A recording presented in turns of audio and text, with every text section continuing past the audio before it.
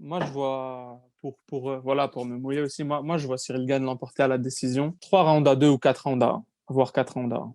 Ouais, ok, c'est bien. Voilà. Moi, je vois 4 ans d'un. 4 ans d'un.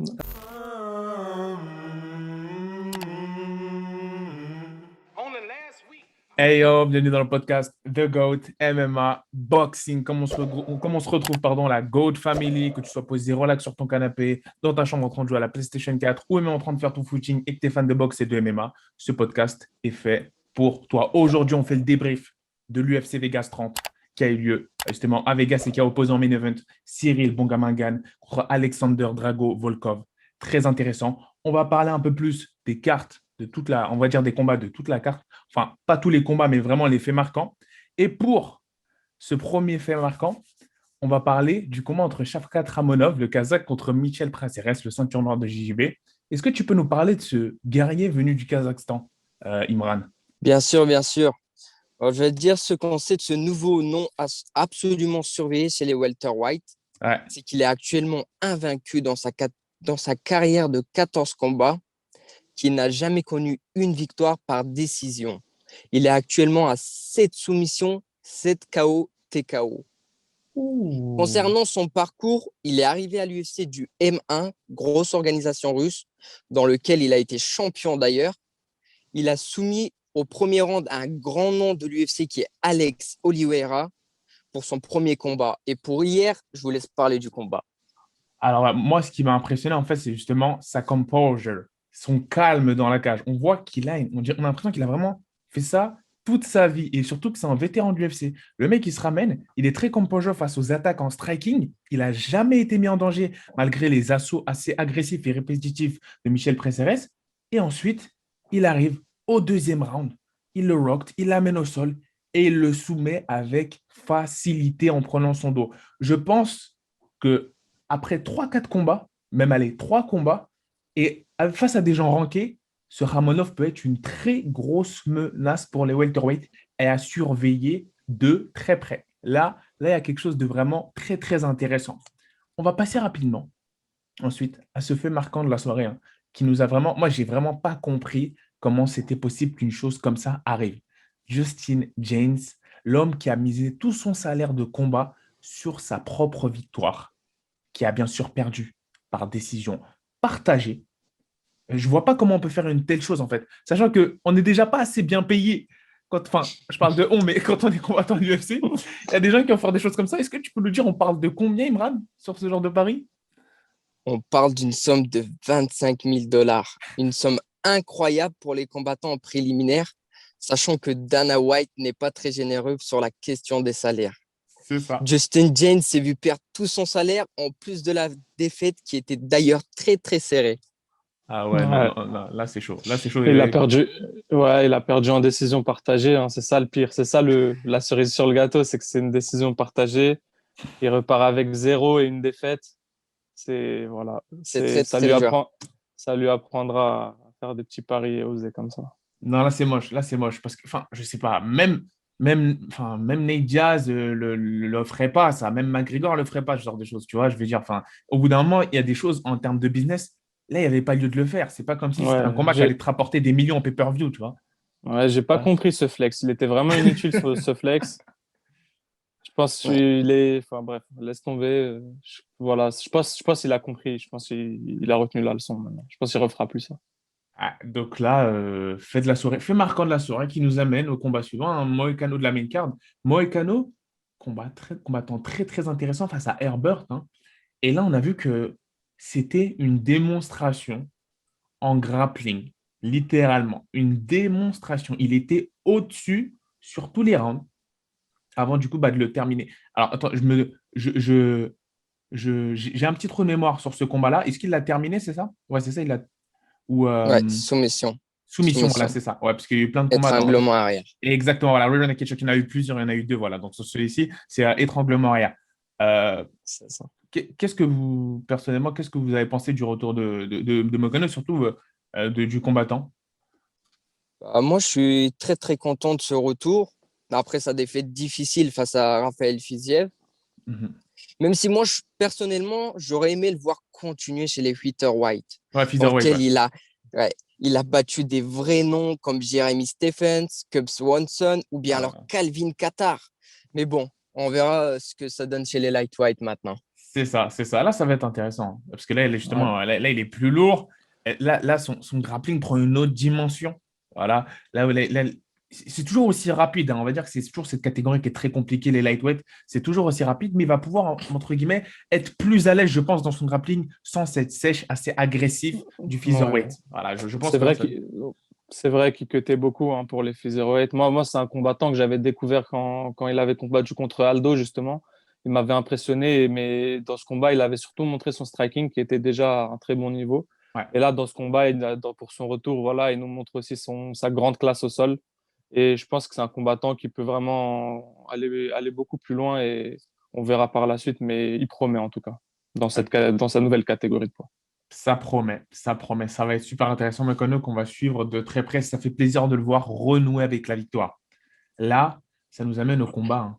Philly contre Pineda, qui était, on va dire, un combat super intéressant et super impressionnant. On a pu voir hein, l'école de la Masia, j'ai envie de te dire, pour faire un parallélisme avec le foot, l'école de la Team Alpha Male en démonstration pure et simple.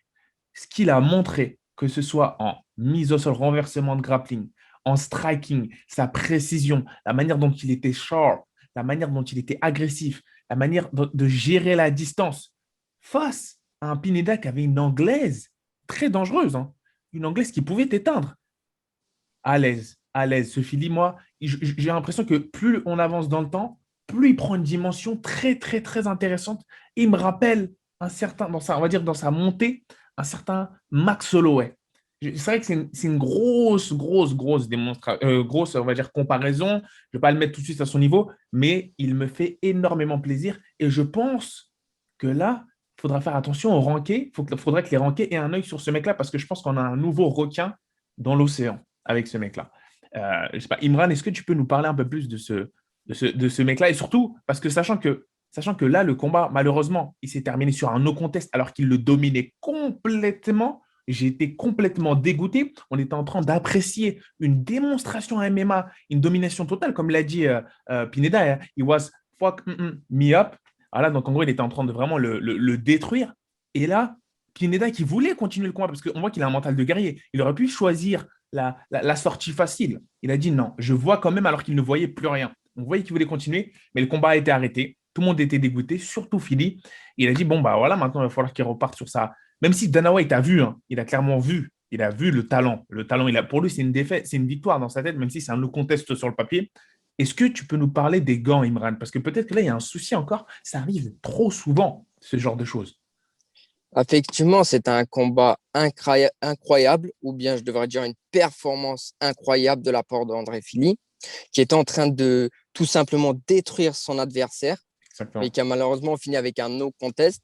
Le problème du doigt dans l'œil, et qui est d'ailleurs arrivé sur un deuxième combat après leur combat à eux.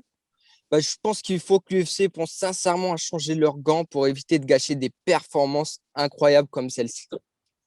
C'est ça, parce qu'en fait, on ne peut pas toujours dire aux fighters de faire attention. C'est vrai qu'eux, ce sont des professionnels. À l'entraînement, ils ont l'habitude de boxer avec ce genre de gants-là. Mais on ne sait jamais ce qui peut arriver. Et je pense que, je ne sais pas, peut-être, comme il avait dit certains consultants sur certaines chaînes françaises, euh, rendre un peu plus rigide, on va dire, la courbe des gants pour éviter de l'extension des doigts. Ça peut être une chose, ça peut être une chose. Voilà, avoir des gants un peu plus rigides, mais après, ça serait peut-être des gants plus durs. Donc, ça veut dire qu'il y aurait plus de chaos, on ne sait pas, c'est peut-être plus dangereux. Je ne sais pas, c'est à réfléchir. Peut-être créer une surface au niveau de la paume des doigts pour que les doigts restent collés comme ça. Ça peut être intéressant et que ça n'empêche pas l'appréhension et le grappling. Ça, ce serait intéressant de voir ce genre de solution-là. Voilà, le compromis, il est là. C'est comment empêcher le high poke tout en gardant possible, voilà, les prises, le fait de pouvoir bien attraper bien son adversaire, bien fermer la poigne, les doigts. Voilà, il y a un juste milieu à trouver. Et franchement, j'espère que l'UFC, en tout cas, ils étudient la question. Parce que, ouais, il commence à y avoir un peu trop de high poke et un peu trop de combats qui se terminent sur un mec qui a l'œil complètement fermé à cause d'un high poke. On se rappelle, hein, Bilal Mohamed, Leon Edwards. Leon Edwards, pareil, il le dominait, bam, no contest. Et surtout, par rapport à ce que disait Imran, Cyril Gane, dans l'avant-dernier ou le dernier round, je sais plus, il met un high poke à Volkov, je crois que c'est le dernier round. Et là, tout de suite, bam, on a comme Philly, entre C'était d'ailleurs ouais, dis-moi. 40, c'était d'ailleurs 40 secondes il est resté 40 secondes avant la fin du combat. Ça aurait Voilà, été très, très dommage de finir le combat sur un high puck à 40 secondes de la fin. voilà, Surtout. on a eu peur, on s'est dit non, il va pas se passer comme le combat de tout à l'heure. Et franchement, ça fait peur, c'est hypo qu'il faut vraiment que l'UFC se penche sérieusement sur la question, je pense. Exactement. Effectivement. C'est un fait, c'est un fait. Et là, on peut arriver au main event. Hein, Karl, je te laisserai aussi surtout en parler. Bowser contre Ovin Voilà, Saint-Preux. Qu'est-ce que tu as à nous Bowser dire sur contre ce fameux Saint-Preux. combat, sur ce fameux combat-là? Quels étaient tes ressentis, Bah, tes impressions? alors, donc, tout d'abord, on a Ovin Saint-Preux qui est voilà, un vétéran de l'UFC qui a combattu longtemps en light heavyweight. 38 ans, Ovin Saint-Preux, hein, et là, il combat contre Bowser, un combattant qui a quand même beaucoup moins d'expérience que lui, ça fait, ça fait moins de temps qu'il est à l'UFC. C'est un combattant notamment qui avait perdu contre Cyril Gane, hein, il y a quelques combats. Et bah, franchement, que dire de ce combat, à part que vraiment, on a eu vraiment une piètre performance d'Ovin Saint-Preux, c'était décevant. Quand même, je m'attendais à un gros combat où les deux allaient quand même être à peu près du même niveau, les deux dangereux, où chacun allait respecter la boxe de l'autre. Mais on a eu une domination totale de A à Z de Bowser. Un premier round, déjà, on a vu plus d'intensité, plus d'envie. Mm. On n'a pas senti ça chez Ovin, hein. Ovin Saint-Preux, Comme déjà, tu le lui, dis, de au- base, au- vas-y, vas-y. Je te laisse ouais, parler. je finis juste rapidement sur le fait que de base, c'est un combattant assez lent. Il met du temps à rentrer dans ses combats au Vince. Mais là, c'était vraiment c'était vraiment caricatural, quoi. Il arrive, premier coup, il essaye d'envoyer un high kick, c'est lent, il n'y a aucune souplesse, aucune envie dans le kick. Tu as l'impression, je comprends pas c'est quoi, si c'est une volée de football, si c'est un. Bref. Voilà, Ouais, et c'est le résultat, il exactement est ça. logique. Deuxième round, il se fait finir, il se prend un coup, il tombe, il a même pas de combativité, il a même plus envie d'être là. Et comme ils ont dit sur RMC Sport, hein, pour moi, il venait prendre son chèque. Et c'est vraiment dommage, parce que c'est un combattant quand même, ça fait longtemps il est là, on a un respect pour lui, mais là, je pense qu'il est temps pour lui de peut-être aller voir dans une autre organisation, parce que ça va être compliqué pour lui à l'UFC. Peut-être même arrêter, hein, je sais pas, parce que là, je sais pas ce que tu en as pensé, Imran, mais on voit qu'il y avait un gros manque de combativité et d'envie. Hein.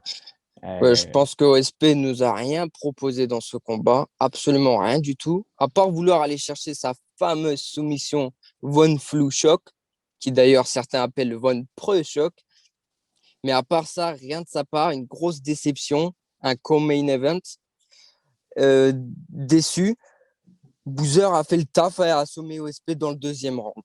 Et, Ouais. et petit rappel, Boozer a combattu il y a moins de 4 semaines. Il y a 3 semaines de cela, en Ouais. décision. Il s'est fait, je peux dire clairement, voler le combat contre Latifi. Aujourd'hui, il revient. Une victoire méritée de sa part et bravo à lui.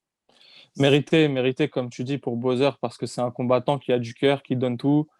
Voilà, il a combattu contre déjà des grands noms quand même, comme Cyril Gane d'ailleurs. Et même s'il a perdu, il n'a pas démérité, hein. C'est un combattant qui est dur au mal et qui donne tout. Et franchement, il mérite cette victoire et j'espère qu'il va pouvoir monter les échelons dans la catégorie reine. Voilà, Exactement. Exactement, exactement. Très belle opération hein, pour Bowser, très belle bien opération. sûr. Et dommage pour Romain Saint-Preux, hein, qui effectivement, si je peux commenter rapidement, on aurait dit on jouait à UFC 4, mais que la manette s'est déconnectée. C'est-à-dire que le fighter n'en voit plus de coups pendant un moment, c'était comme ça, Ouais. c'était ce à quoi ça ressemblait. C'est dommage, c'est dommage. On espère qu'au moins, il n'y a rien de grave dans sa vie personnelle qui s'est passé et qu'on une très bonne continuation. Au moins, l'essentiel, c'est que les deux ont pu en sortir en très bonne santé. Et on espère pour la suite le meilleur pour Bowser et pour Vincent Preux. Et peut-être qu'il serait temps de voir peut-être autre chose. On va voir. On va voir comment il va parler ça avec ses managers. On en arrive au combat de la soirée. Hein. Au combat de la soirée entre Cyril Gane et Volkov. Et là, il y a énormément de choses à dire. Parce que ça a duré les 5 rounds. Ça a duré les 5 rounds. Est-ce que vous voulez que je commence sur mon analyse ou je vous laisse y aller? Déjà, j'aimerais bien commencer par le fait qu'on était vraiment pas mal sur notre pronostic, nous, Eh oui. personnellement. De GOAT, on était pas mal Eh sur oui. notre pronostic. On vous remettra peut-être, voilà, on avait prédit 4, moi perso, j'avais prédit 4 rounds à 1. ou 3 rounds à 2 si ça se passait un peu plus difficilement, voilà. C'est ce qu'un juge a donné. Un juge a donné 4 rounds à 1. Après, il y a 2 autres juges, ils ont donné 5 rounds à 0. Et pour moi, c'est un peu sévère. 5 rounds à 0, c'est un peu sévère parce que quand même, je donne le premier round à Volkov, quand même, où il a plus touché avec ses low kicks. Mais bah, tant mieux, on va pas cracher, on va prendre. Hein. Si on prend 5 rounds à 0, s'il le donne, on prend. Bien sûr. Mais voilà, moi j'ai vu 4 rounds à 1. Un juge l'a vu aussi et c'est ce que moi j'avais prédit personnellement. Bien sûr, bien sûr. Moi aussi, j'ai vu 4 rounds à 1. Toi, t'as vu combien de rounds, Imran? Moi, j'ai vu 4 rounds à 1, moi aussi. Enfin, voilà, personnellement, parce que le premier, Franchement, moi, je n'analyserai pas trop sur les juges. Je suis pas très bon dans ce très bien, domaine-là. Donc, je très vous bien, laisse très bien, très bien, très bien. ce domaine. Parce qu'en fait, la vérité, c'est que moi, j'ai vu un round d'observation pour Cyril Gane. Il a laissé son adversaire envoyer plus de volume. Et là, ça a été. Il s'est dit, il y a 5 rounds, il y a du temps. Je pense que ça a été la stratégie. Et surtout, il est plus massif, hein, Volkov. C'est-à-dire qu'il consomme Ouais, plus. Hein. Il consomme beaucoup plus. Et ça s'est vu très rapidement au fil des ouais, rounds. ouais, ouais. Quand on gagne Bien au sûr. quatrième et cinquième round, il est toujours sur ses orteils et la pointe des pieds. Et que tu as un Volkov qui respire la bouche ouverte. Même si les deux étaient fatigués. Hein. Mais là, on voyait qu'il y avait une très grosse différence. Très, Ouais. très grosse différence. Le Voilà. body language entre les rounds était complètement différent dès le deuxième round. Voilà. Dès le C'était deuxième la round. stratégie. C'était la stratégie de Gann. C'était un des combats où il était le plus léger. C'était la stratégie. Ok, Volkov est lourd, Volkov est massif, Volkov est grand. Moi, je vais jouer sur ma vitesse, mon agilité. Je vais jouer sur le fait que le combat il dure 5 rounds et que quand on va aller dans les late rounds, parce que je pense qu'ils ont prévu hein, que ça allait aller que le combat allait aller jusqu'aux 5 rounds. Bien sûr. Ils se sont dit, bah, je vais avoir l'avantage sur les 2 derniers championship rounds. J'aurai plus de cardio, je vais plus envoyer et je vais gagner les 2 rounds. C'est ce qui s'est passé. C'est magnifique. D'un point de vue stratégique, c'est vraiment parfait. C'est ce qu'on attendait. On savait que le KO allait être dur. On savait que malgré tout, voilà, ça allait être un combat compliqué, que Volkov est plus lourd, qu'il va être dur à amener au sol. C'est ce qui Bien s'est sûr. passé. 2, 3 fois, il a essayé de l'amener. Elle était bien timée, mais la différence de poids a fait que Volkov n'a pas bougé. Il est resté sur ses appuis. Mhm. Gann, très intelligemment, a compris. Il n'a pas essayé de perdre du cardio en tentant de forcer de l'amener au sol. Il a Ouais. direct lâché. Il est remonté au clinch. Parfait. Combat maîtrisé. D'ailleurs, tu peux commencer à nous parler à peu près, round par round, de ce qui s'est passé. Exactement. En fait, c'était super intéressant. Parce que malgré le fait qu'il n'y ait pas eu ce fameux knockout, comme les fans américains et français aussi l'exigent de Cyril, ce combat, Cyril a répondu à de nombreuses questions dans ce combat-là. De nombreuses questions. Que ce soit Bien pour sûr. les coups encaissés, parce que tu avais Volkov avant le combat qui disait que Cyril était un combattant qui n'aimait pas prendre de coups. Il faut savoir qu'il Ouais. en prend des coups en sparring, de gros coups, comme disait Alain Baudot sur le plateau d'RMC Sport. Et c'est quelqu'un qui sait encaisser très bien, qui n'a pas peur d'aller à la Ouais. guerre. Mais il n'y va pas s'il n'y a pas besoin d'y aller. Et là, il l'a démontré parfaitement. Il a fait du in and out d'une manière telle il a inhibé le striking de la même manière qu'il avait inhibé le striking face à Rosenstruck. C'est-à-dire qu'avec son jab très puissant du droit qui fait très très mal, son jab, son hypercut aussi, du gauche qui a failli passer plusieurs fois, ses coups au corps, son direct au corps, bras arrière, qui a su saper littéralement la barre de vie de son adversaire. Et en plus, en sortie, il arrivait à ne pas prendre de plein fouet ces low kicks extrêmement dangereux de Volkov. Ouais. Donc là, on voit que Ouais. l'expérience en striking, on avait, et en plus, les gens parlent de, attention, c'était face, là, on avait en face de nous les deux poids lourds les plus techniques. Ce Bien n'était pas sûr. Bien justement sûr. un striker dangereux, non, il est extrêmement technique, Volkov. On Extrêmement. l'avait dit avant le combat. Extrêmement technique et on a bien vu, comme tu dis, Cyril. Enfin, je peux rajouter à ce que tu dis. Voilà, il nous a démontré qu'il était vraiment beaucoup plus complet. Vraiment, il avait un striking beaucoup plus développé. Il envoie plus de coups dans différents angles. Ça, il l'a montré. Il a utilisé des très bons angles. Il a utilisé des low kicks. Il a utilisé ce front kick façon karaté l'angle vient de l'extérieur. C'était vraiment magnifique. Il a montré Bien plusieurs sûr. coups comme ça. Plusieurs fois, il a changé de garde. Voilà, aussi, Ouais. c'est très important à Euh, noter. Il le fait souvent dans ses combats. Ça déstabilise beaucoup ses adversaires ouais. parce qu'ensuite, il peut utiliser ce jab, que ce soit du bras avant gauche ou du bras avant droit. C'est vraiment, ça déstabilise beaucoup ses adversaires. On note aussi, petite remarque, un des moves de la soirée, c'était ce coup de genou sauté, un peu raté, mais du coup, il touche avec le C'est le tibia. tibia qui fait encore plus C'était mal, j'en ai vraiment, pas plus. ouais, c'est vraiment dommage. Il a pas très bien touché, il n'est pas très bien rentré dedans, mais ça a touché, c'était Ça a spectaculaire, touché. c'était beau à voir. Je pense qu'il n'y a pas beaucoup de poids lourds au jour d'aujourd'hui qui peuvent montrer une telle voilà, showcase de tels coups spectaculaires. Il n'y en a pas beaucoup. Je pense qu'avec John Jones, maintenant qu'il est en poids lourd, c'est un des seuls, Cyril Gane. Et encore, on attend John Jones, on attend de le voir en poids lourd. C'est ça. Mais ça prouve que c'est un combattant que maintenant, qui pour moi, mérite le titre largement. Et je pense qu'il a le niveau. Bon, c'est pas fait, rien n'est fait encore. Ça va être très, très dur maintenant. Bien sûr. Maintenant, Cyril Gane, quoi qu'il arrive, qu'il est Lewis, Ngannou, Miocic, tous ces combats vont être une guerre et un casse-tête. Mais pour moi, il mérite d'être où il est. Il a le niveau.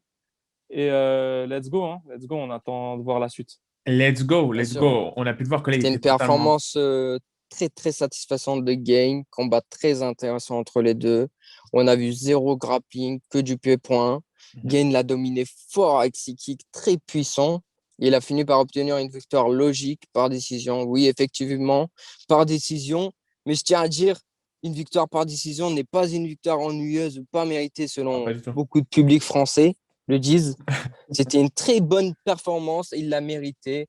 Aujourd'hui, il va aller chercher le titre face à Francis Ngannou et vous pouvez très bientôt voir un UFC Paris entre les deux. Ah, ça, on Ah l'espère, bah, on c'est ce qu'on l'espère. espère. On Ça, c'est le l'espère, on rêve l'espère. de tout fan français de MMA, hein. Bien sûr, bien sûr. Il faut C'est savoir ça. que j'ai pas vu ce qui se disait dans la communauté française, hein, mais en tout cas dans la communauté américaine, tout le monde est d'accord sur le fait que Ouais. c'était une performance extrêmement dominante. Parce que non Effectivement. seulement ESPN l'a dit, et dominante performance, que ce soit dans tous les commentaires et dans tous les retours américains, mais surtout le fait qu'un gars qui soit beaucoup plus petit, plus léger, arrive à mettre la pression sur 5 rounds et à être en maîtrise, et c'est lui qui avance. C'est-à-dire qu'attention, c'est Volkov qui recule, c'est pas l'inverse. Donc de là, on se retrouve dans la même configuration que Rosenstruck, un peu plus différente, parce qu'il frappait plus, Volkov, il était beaucoup plus incisif et dangereux.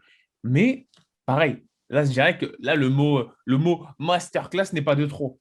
N'est pas de trop, si Bah, j'ai envie de dire. ça, voilà. Enfin, il peut être plus lourd, Volkov, hein. Il peut être Déjà, il a pas plus d'allonge, déjà, pour Mhm. commencer. Il est plus grand, mais il a pas plus d'allonge. Ouais, Il a plus d'allonge, Cyril, d'un peu. c'est Mais ça. aussi, on a pu voir, c'est vraiment cette diversité de coups, hein, qui lui donne l'avantage.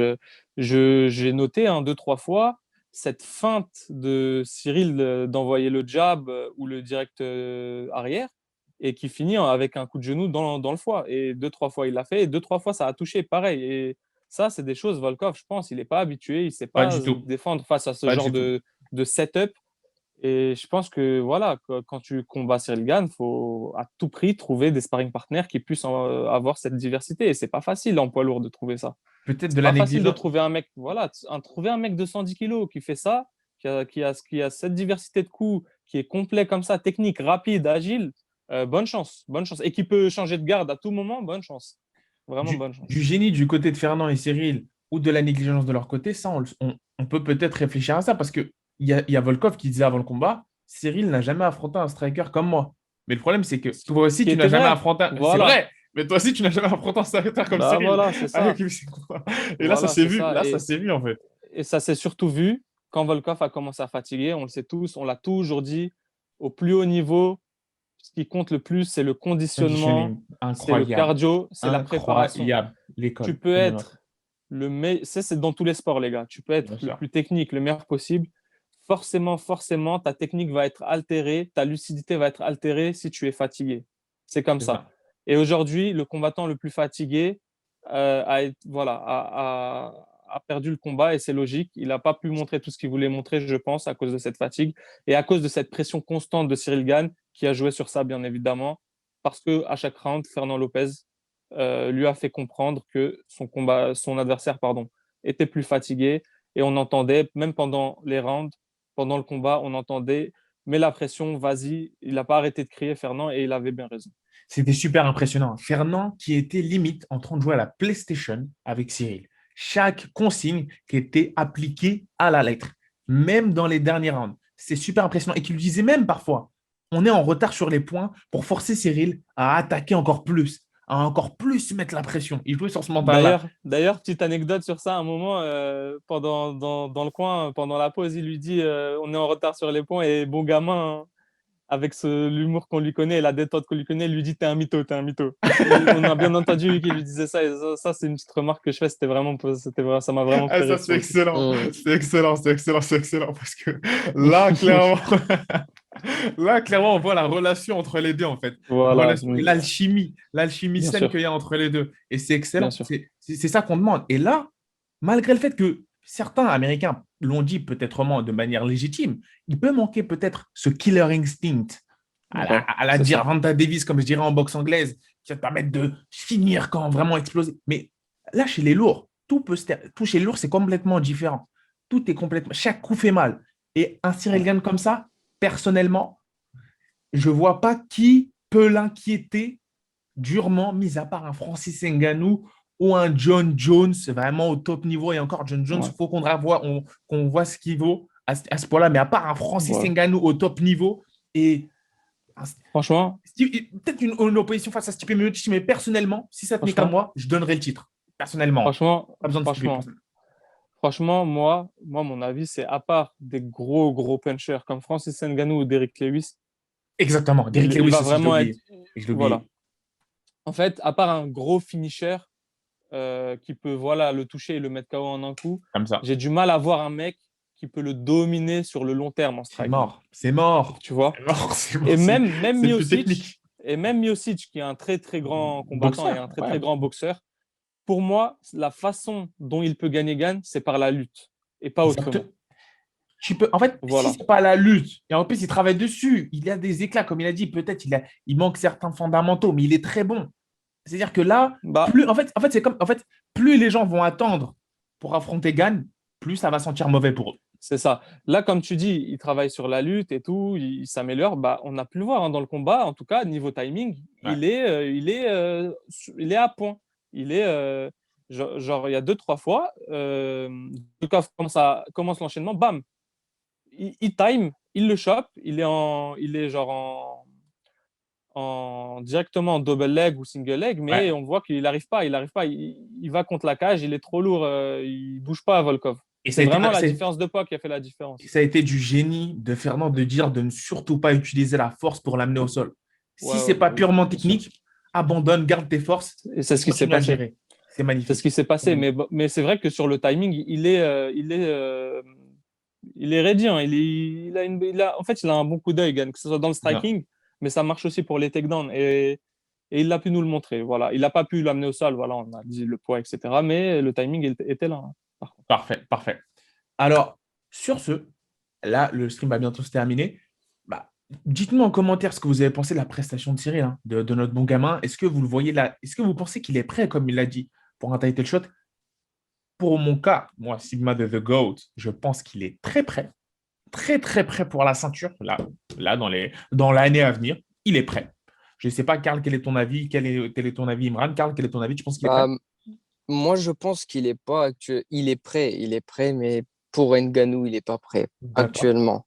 Parce que on a vu Ngannou, si c'était l'ancien Ngannou, ok, mais on a vu le nouveau Ngannou face à Fashion. Miocic. Défense de lutte, puissance encore. Déjà qu'il était très puissant, encore plus. Puissance striking, il était incroyable. Et je pense que Gain, il n'est pas encore prêt. Il est qu'à 9 combats en pro MMA. Donc, on ne peut pas lui reprocher de ne pas être prêt. Moi, je pense qu'il devra affronter peut-être un Miocic ou un Curtis. Non, Curtis Blade, il l'avait affronté ou pas du tout? Je pense J'avais- pas. Non, il n'avait Non, pas je Je perdu. pense pense pas. pas. Un top 5 encore, une ou deux fois, avant d'affronter Ngannou, parce que Ngannou, D'accord. c'est une machine, Moi, clairement. Mais après, en toute fait, c'est une machine qui est sortie du MMA Factory aussi. C'est ça. Fernand Lopez le connaît mieux que n'importe qui. C'est ça. Donc, Fernand Lopez, avec le temps, il va préparer une machine comme Ngannou, mais il va en faire de Gain la nouvelle machine. Et C'est ça. Fernand Lopez, c'est le créateur de machines de poids lourd. Et félicitations à lui, c'est le meilleur coach de France d'ailleurs. Il reste moins d'une minute, Karl. Est-ce que tu penses qu'il est prêt, Cyril? je pense qu'il est totalement prêt et que quand tu gagnes Volkov, c'est ou Miocic ou Lewis ou Ngannou, forcément. Voilà, Parfait. pour faire Parfait. court. OK. Pour faire court, bah, super. Donc maintenant, on attend vos avis en commentaire, la famille. Et sur ce, on peut vous dire peace. guy's a brick. I'm so mean, I make medicine sick. Give me 5, give me 10, call me daddy. Everybody.